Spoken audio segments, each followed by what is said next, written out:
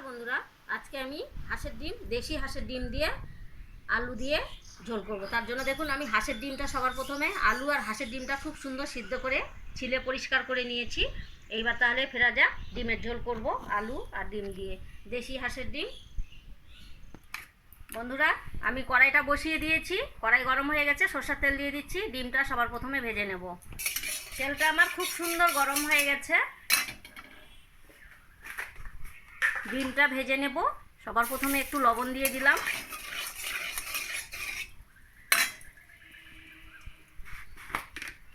একটু হলুদ গুঁড়ো তেলের মধ্যে দিয়ে দিলাম। খুব সুন্দর করে এটাকে তেল লবণ দিয়ে ভালো করে আরও গরম করে নিলাম।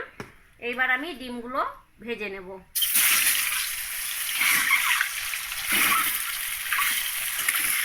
আমার ডিমটা ভাজা হয়ে গেছে, লাল লাল করে আমি ডিমগুলো তুলে নিচ্ছি।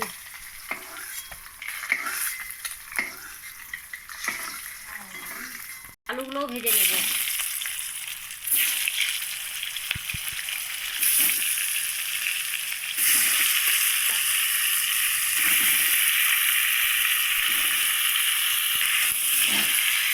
লাল করে লবণ হলুদ দিয়ে ভেজে নেব।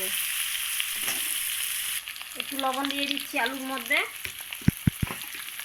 একটু হলুদ গুঁড়ো দিয়ে এই আলুটাকে সুন্দর করে লাল লাল করে ভেজে নেব।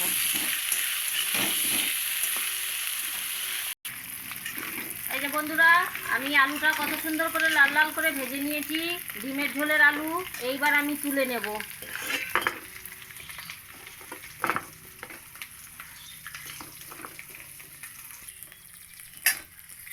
আলু ভাজা তেলের মধ্যে দিয়ে দিচ্ছি তেজপাতা ফোড়নে, 3টা ছোটো এলাচ থেতো করে নিয়েছি, সামান্য একটু জিরে ফোড়ন দিলাম। খুব সুন্দর করে আমি ফোড়নটাকে ভেজে নিচ্ছি। এইবার এর মধ্যে রসুন একটু আর একটা বড় সাইজের পেঁয়াজ আমি কুচাই নিয়েছি, সেটা দিয়ে দিচ্ছি তেলের ফোড়নে। খুব সুন্দর করে পেঁয়াজটাকে আমি লাল লাল করে ভেজে নেব। সুন্দর লাল লাল করে ভেজে নিয়েছি। এবার আমি বেটে রাখা মশলা দেবো, আদা জিরা লঙ্কা।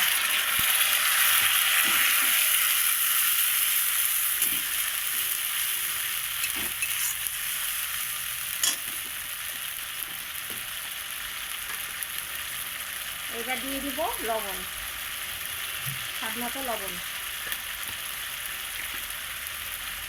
সামান্য একটু হলুদ গুঁড়ো দিয়ে এই মশলাটাকে আমি খুব সুন্দর করে কষিয়ে নেব। মশলাটা আমি খুব সুন্দর লাল লাল করে ভেজে নিয়েছি, আমার তেলও ছেড়ে দিয়েছে মশলা থেকে।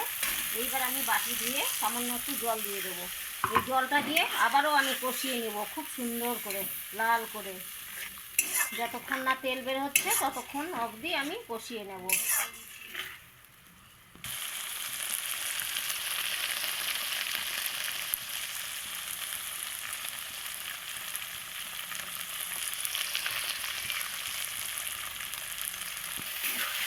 আমার মশলাটা খুব সুন্দর করে কষানো হয়ে গেছে, দেখুন কত সুন্দর তেল ছেড়ে দিয়েছে আর কত সুন্দর লাল হয়েছে। মশলাটা এত সুন্দর কষানো হয়েছে বন্ধুরা। এইবার আমি গ্রেভির জন্য জল দিয়ে দেব।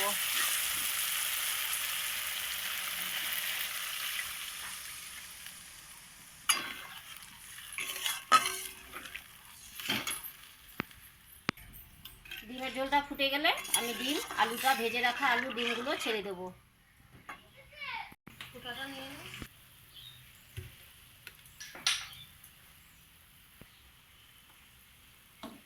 এই যে আমার ঝোলটা খুব সুন্দর ফুটে গেছে, ডিমের ঝোলটা। এবার আমি ডিমগুলো ছেড়ে দিচ্ছি। ভেজে রাখা আলুটাও দিয়ে দিলাম বন্ধুরা। এবার ডিম আর আলু একসঙ্গে আমি ফুটিয়ে নেব খুব সুন্দর করে।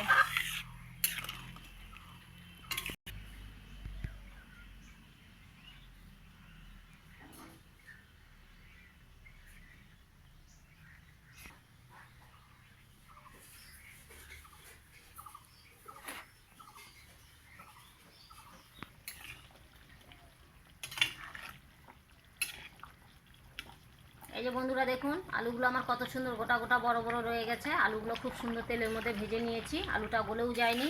দেখুন ডিমের ঝোলের কত সুন্দর কালার এসছে, খেতে কিন্তু খুব দুর্দান্ত স্বাদ এটা, এই ডিমের ঝোলটা। দেখুন নামানোর আগে সানরাইজের গুঁড়ো গরম মশলা দিয়ে দেবো, এর টেস্টটা কিন্তু দ্বিগুণ বেড়ে যাবে, খেতেও কিন্তু খুব টেস্টি খাবার এটা।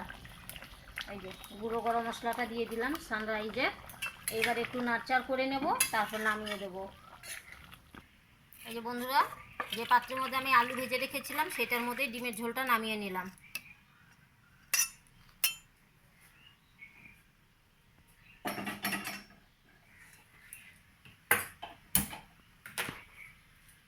এই যে বন্ধুরা, আমার ডিমের ঝোলটা হয়ে গেছে। কীরকম হয়েছে বন্ধুরা অবশ্যই কমেন্ট করে জানিয়ে দেবেন। আমার এই ডিমের ঝোল যদি আপনাদের ভালো লেগে থাকে অবশ্যই সঙ্গীতা রিতা কিচেনে সাবস্ক্রাইব করবেন, লাইক করবেন, কমেন্ট করবেন, বেশি করে শেয়ার করবেন। ফেসবুকে যদি দেখে থাকেন অবশ্যই ফলো করবেন। ধন্যবাদ।